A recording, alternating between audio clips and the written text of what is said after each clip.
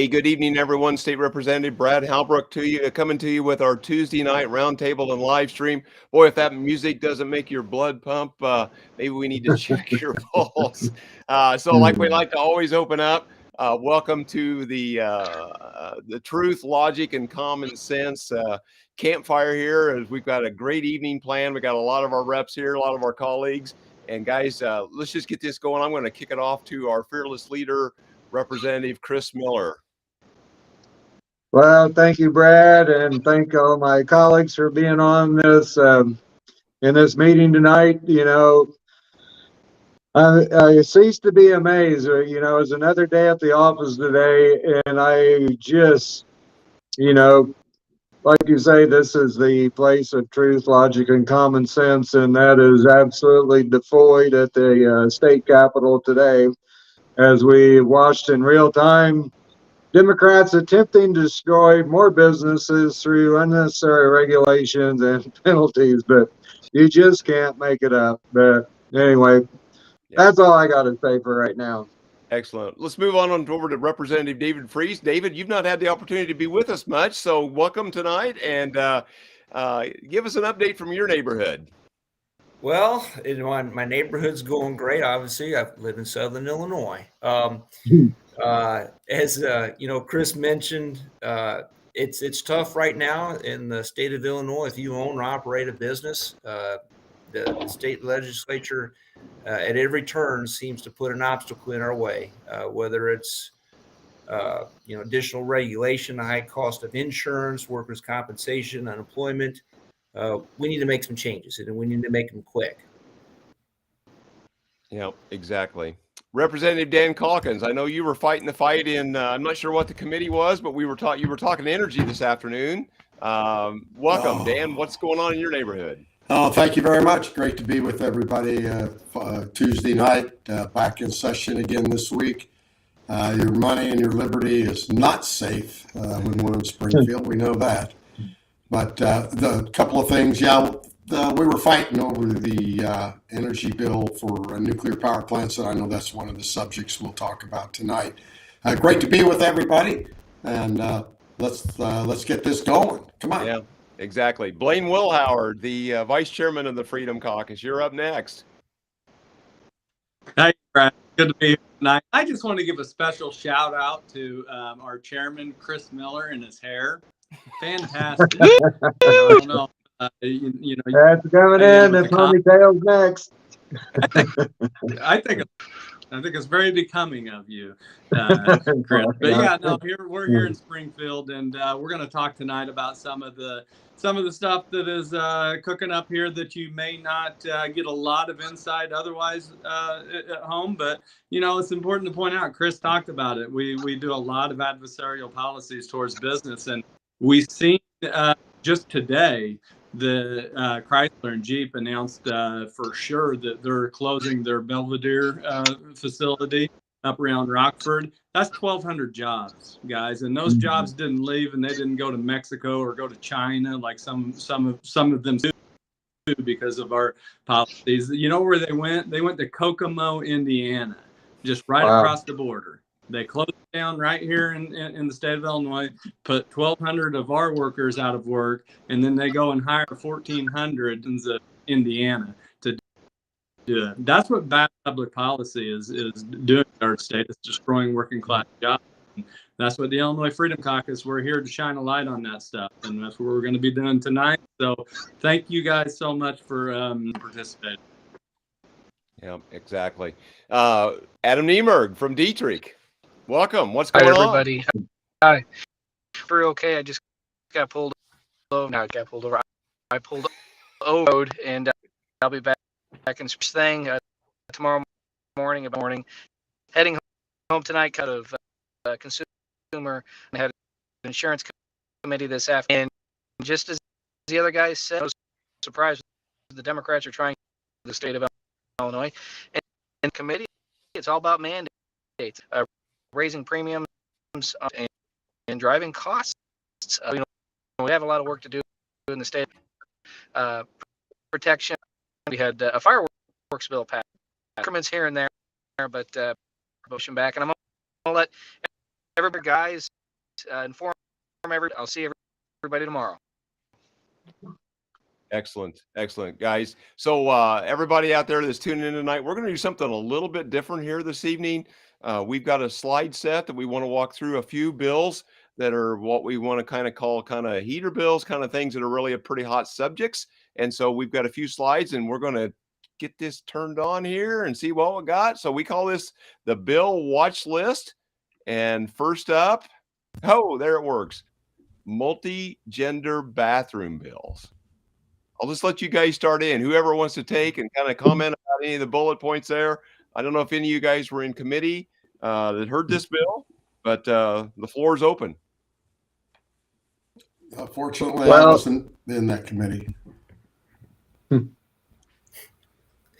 Nobody? No, Yeah, this allows restaurants, hotels, and other public places to designate all gender multiple occupancy restrooms. You know, it's something that we see every session, it seems like, and I wish the Democrats would be concerned about what bathrooms we need to use as it were about education. You know, wouldn't that be nice? You know, let's put some time and energy into educating our kids as opposed to telling them what bathroom they need to attend. Yeah, it's incredible to me. Go ahead. Totally agree with that. And this is one of these things where Representative Katie Stewart from the Metro East area, she's pushing this. Some of you may remember her as the one where she was pushing some of the Title IX stuff last year, and I asked her what the definition of a woman was. She was stumped for about 20 seconds on it. So that's the kind of the depth that that we get in this stuff. But you know, this isn't an innocuous issue. I mean, this is opening the door to multi-gender bathrooms in our schools, and we've seen in the state of Virginia what's happened with that. There's been young girls that are raped because they're put in that situation, and this is just a very dangerous path that we're going down here. Yeah, exactly right. Let's go to Chris and then to Dan, and then we'll move on to the next slide unless anybody else would have anything to say. Chris? No, I was just thinking about this and thinking about how real leaders go first, and I think that the women on the House floor ought to lead the charge in having multi-gender bathrooms right there on the House floor, you know. And I'll probably have to tell them that I get in trouble quite often for not raising the lid. So I don't know what they would think about that if they went in. If we all start going in their bathroom, I think that would be a good illustrative example how this is a really bad idea. Yeah, exactly. Dan, any closing thoughts on this bill? This is just another assault on the morality. I have no idea why. I don't know why the women think this is a great idea, but yet here it is. We've got a woman, I guess that's her gender, pushing this stuff. I don't get it. I'm really kind of stunned that they be pulling some crap like this. Right. So this is kind of like a may or a could. This isn't really a mandate, or is it a may? I mean, is it got to be done? Are they forcing this? How do you guys read it? You guys that were in committee, what's it sound like? It is optional, but if you do have these all gender, multi-gender bathrooms, then there's certain regulations and requirements that you have to follow. And then there's also whether or not you've got, I believe, a single gender bathroom adjacent to an all gender bathroom. So it's just, again, more silly regulation. It sort of kind of goes hand in hand with mandating, you know, feminine hygiene products in men's restrooms. You know, why do this? Right. Exactly. All right. Any other comments before we move on to the next one? Yeah, that's exactly. I think that's the question. Why do this? What's the end game here? We see this in Springfield all the time. They're not going to stop here. They're going to keep building this, and that's important to point out. These aren't single stall facilities. These are multi. So it's not, you know, you can put some real bad situations. Right. Exactly. All right, gentlemen, the next topic is ranked choice voting. Now, maybe not many of our folks have heard about it. This was in the news in Alaska just last year, but this bill is kind of starting to work its way through the General Assembly. Um, I don't know. Has anybody seen this in committee yet? What's it look like for those? Or let's just start with Dan. Have you seen this, or what do you know about it? No, I haven't seen it. We followed Alaska. Interesting that the Democrats are pushing this, and yet they claim that this is, some neutral idea that's going to lead to better outcomes. I think it cost Sarah Palin, her election. It's just a strange idea. I don't know. We got we got the Green Party and this party and that party. If people are dissatisfied with the political system that exists, and it's not perfect. I don't pretend to be that, but it doesn't work, and it's confusing, and it's another way for people that I guess can't get elected to try to figure out how it works. And so this is a really a good explanation. Somebody want to go through this? I think that's one thing that anytime that you see a bill like this, it's a way there for people to get elected that are otherwise unelectable. And I think that we need, your radar needs to go off anytime the Democrats entertain something like this. I'm more concerned about election integrity than who's on the ballot right now. Right. So, David, we live in a constitutional republic. They want to scream, the left wants to scream that democracy is under attack, even though we live in a constitutional republic. And this looks like an attack on the way of life that we know it now. David, any thoughts on this as you see it? Well, I'm a fan of one person, one vote. I do not like the ranked choice voting. I was not in a committee, so I haven't really studied this in detail, but I've heard about it in other jurisdictions, and I don't know anybody other than a Democrat that supports this. Right, exactly. Blaine, what's your thoughts?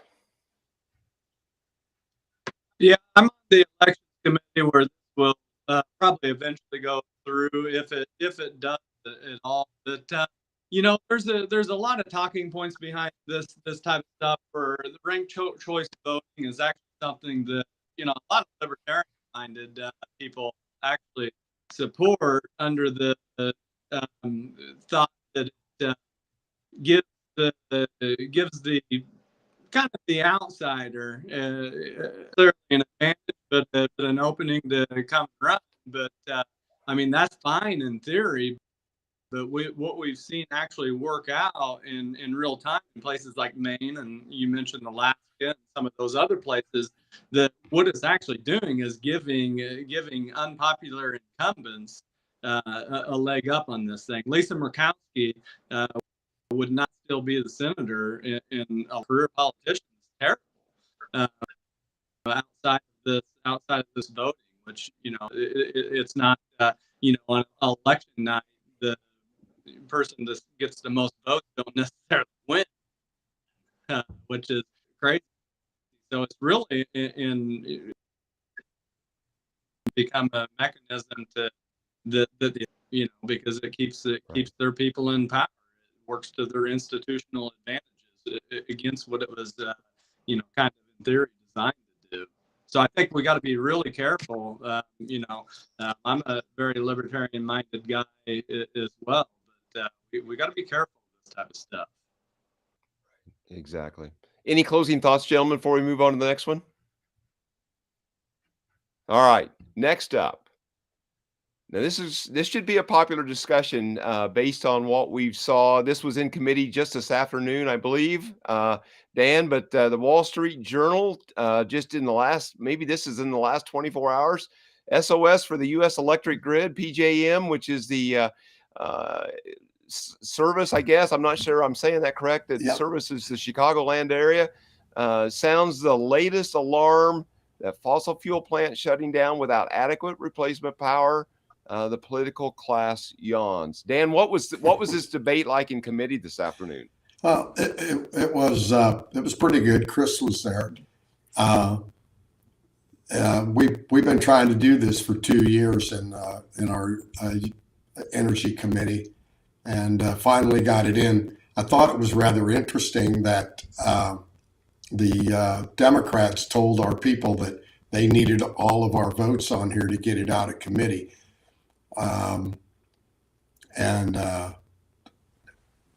So we got audio issues. Can you hear me? Yeah, you're doing fine, Dan. Yeah. You're doing fine. Okay. So somebody just said we had some audio issues. Yeah, Well, Blaine was having a little trouble, and I'm not sure why. Dan, yours is a little rough, but it's not too bad. okay. So right now, the top bullet point talks about removes the language of no construction. So right now, is there a ban on nuclear plant construction? Yes, there is a ban on nuclear plant constructions. It's kind of a technical deal because the ban that was put in place says it's a ban until the federal government figures out what to do with waste, nuclear waste. And we need to explore nuclear power. Lots of things are happening in that realm, and new types of generators. We've got all kinds of things coming. People are spending a lot of time and energy looking at how do we generate electricity using nuclear power. So what this bill will do is lift that ban.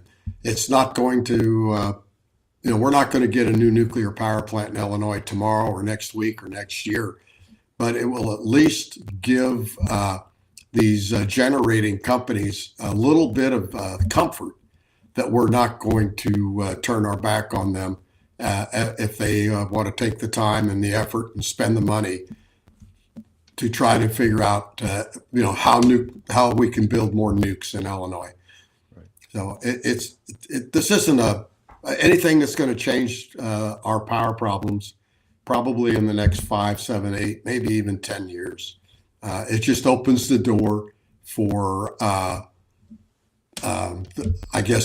the possibility that we would accept new nuclear power plants. Right, exactly. So, Chris, you were in the committee, passed out of committee, so it's coming to the House floor for a vote. What do you think the prospects are?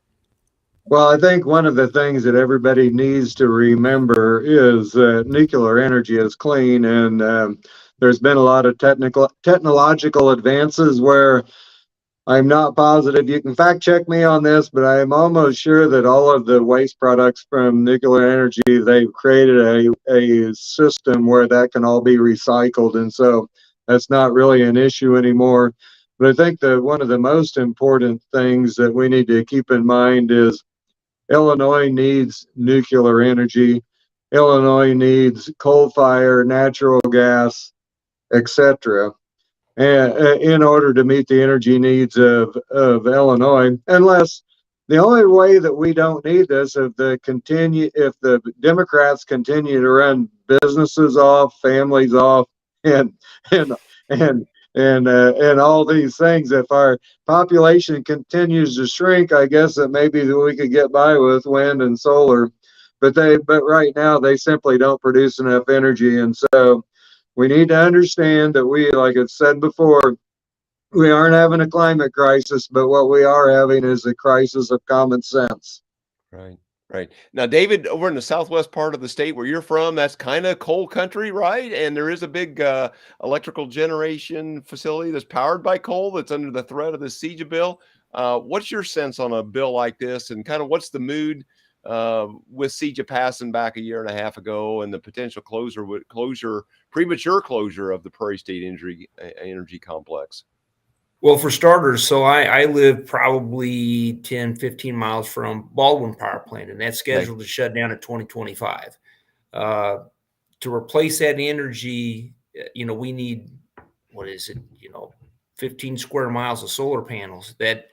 So solar and wind are not going to replace that generating capacity. And Prairie State Lively Grove is, relatively close by as well. That place will shut down, I think, 2040 can go to zero carbon emissions. We need power. Illinois had a really distinct advantage over other states because we had cheap power. And now I've seen their energy bills go up. I've talked to people that's going, it's doubled or tripled. Again, something else that our state legislature is doing, chasing people and businesses out of the state of Illinois. Right. We really need to think about the consequences of our legislation before we pass. Right. Exactly. It would be nice if the Democrats did. Blaine, you're full-time, well, not full-time agriculture, but your family farms. You have a lot of family members farming, consumes a lot of energy. You're in the construction business. What's your take on this removal of this ban of nuclear power? I know you've been on the cutting edge of this discussion. What's your thoughts? I mean, these guys laid it out pretty well. It's a capacity issue in the state of Illinois. That's why the prices are so high on here, because we're not producing enough energy to meet the demands, and prices are going crazy. The nuclear part is really, really interesting because it actually meets a lot of the demands that these environmentalist people say that they want. It's the cleanest way to do it. Right. It's very highly efficient, but they still oppose it. And, I think the hypocritical nature of this and what their real end game is on this. I mean, they want to drive everything to the solar and the wind and that kind of stuff. And it's just not going to work ultimately. So this is a good first step on at least having a conversation about this kind of stuff, which, a lot of times in this town we don't do. But, you put these facilities online, that's a lot of jobs too. Right. And these are good jobs too. Right. So, me, I'm all of the above. Let's get it going. And like David said, let's get back to being a powerhouse. It wasn't too many years ago that the U.S. was energy dominant. Right. And we're going the wrong direction on this, and we're certainly we're being taken advantage of by pretty much everybody because of this irrational policy. Yeah, even if this goes through and somebody, I would think, applies to build a nuclear power plant, that thing's probably not coming online for years. I cannot imagine the regulation that those, the builders of that plant would have to go through to come online. You're probably talking 10, 15 years out, even if you said the word go today. So we need to do this. We need to do it soon. Right. Exactly. And hopefully we see some more action on this. And there's some discussion about these kind of modular, I'm probably not saying that right, Dan. Is it modular nuclear plants, or smaller in size, easier to site? That's what the new technology is headed towards. You don't need a great big lake like we have in Clinton and the large footprint. This new technology is being scaled down where they're pretty much self-contained. I know Bill Gates has been working on this for several years, but we don't know where it's going to go. The University of Illinois is going to build a demonstration plant, and they're not held back by the current regulation because they're not building it to put on the grid. But they're training engineers. We had a lady that testified in committee today that graduated from the University of Illinois with an engineering degree, and now she's down in Tennessee pursuing her doctorate in nuclear engineering. So there's a lot of interest all around the country in how do we bring these new power plants online. And it's unfortunate in a way that we won't see anything, I think, in the next 10 or even 15 years. That's how long it's going to take to get these demonstration plants going, get the permitting done. But we have to open the door. We have to be, amenable to putting these power plants in Illinois. Well, and I say these are kind of the most dangerous words to be heard in committee or a board is, we have to start somewhere. We have to do something. And so Right. this would be a good place to start in my book. If we ever use those words, we have to do something. We have to start somewhere. This is a great place to start. Well, well, it's important for us to all recognize that this is just another attack on the working families of Illinois and really the United States, because one of the reasons why we can afford the lifestyle that we have is because in the past anyway, we've had cheap, affordable, reliable energy, and and let's face it, we used to export energy from Illinois, and which was a real blessing not only to us but to other neighboring states. And now we're an importer of all this, and we're the middle class is paying a huge price for this. Exactly. Gentlemen, let's go to our last slide as we close out here. Vote from your car. I think this is going to maybe get heard in committee tomorrow. Anybody Wow. have an update on this?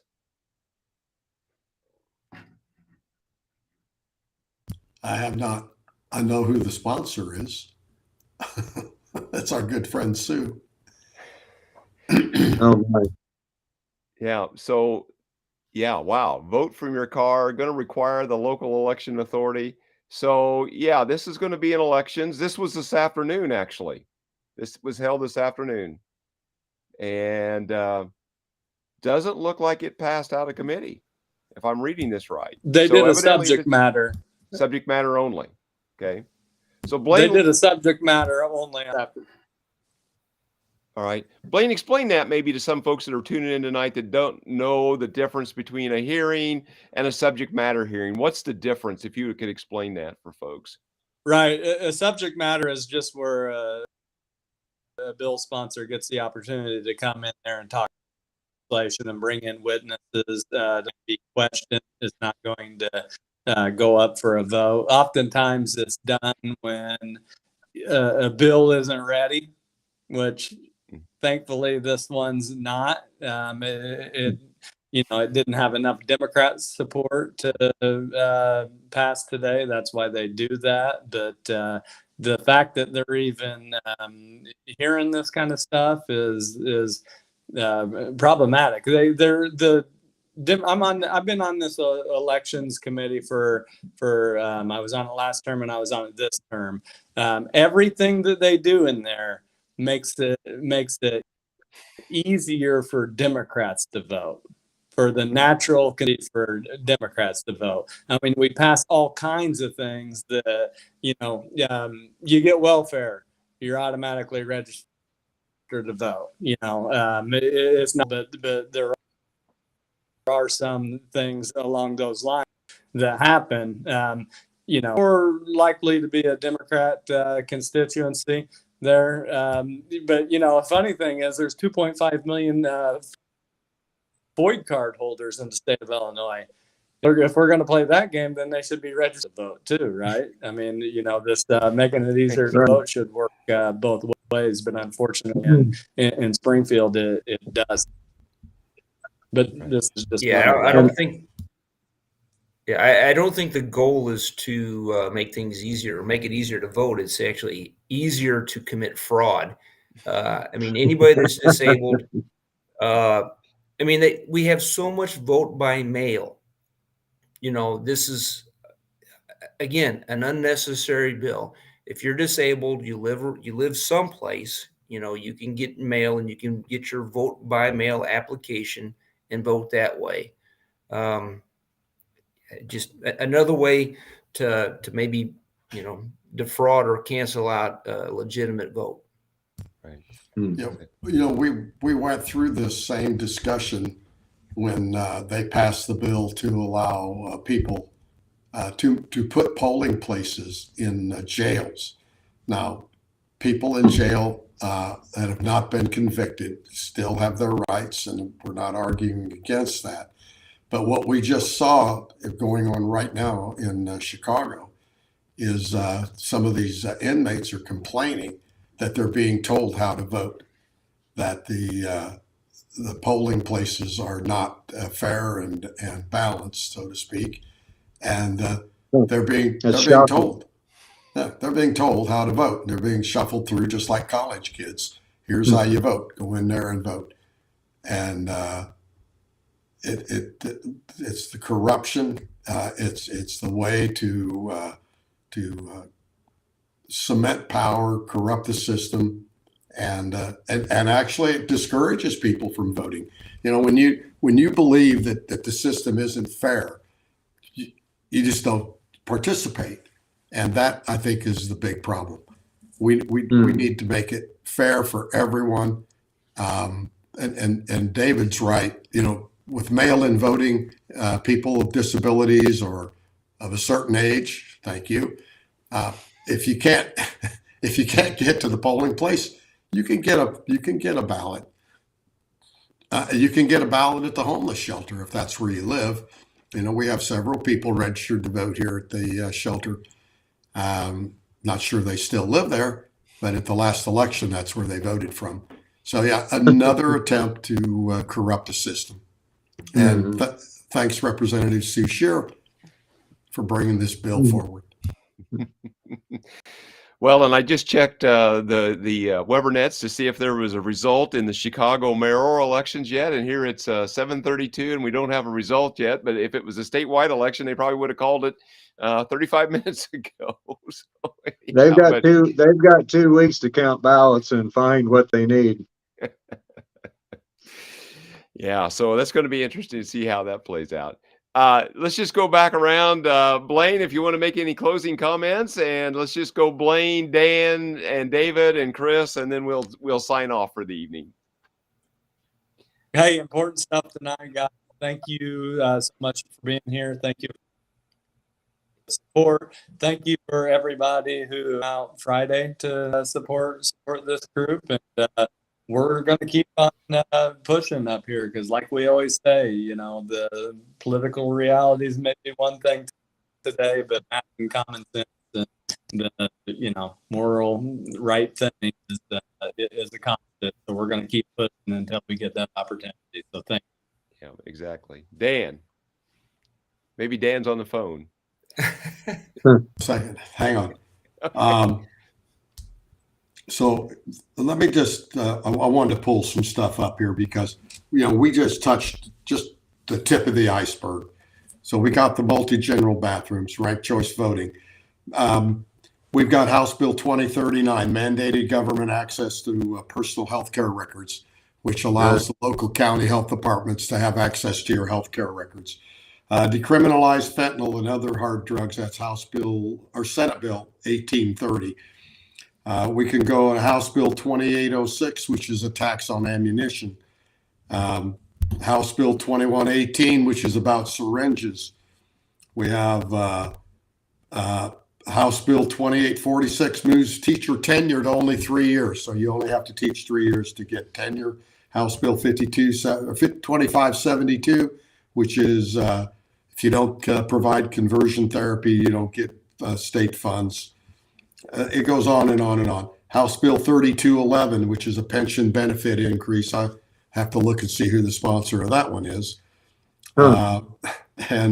Anyway, there are so many bad bills that we just can't cover here in a half an hour. But we're going to keep an eye on them. We're going to keep watching them. We'll be back to you with what's going on. Appreciate everybody tuning in tonight. We'll be back in Springfield for another couple of days this week. And we'll have more to say about all these bills in the future. Yeah, David, I think we started out today. There was 350 bills that were set to be in committee over the next 48, 72 hours. It's a busy week, David. Yeah.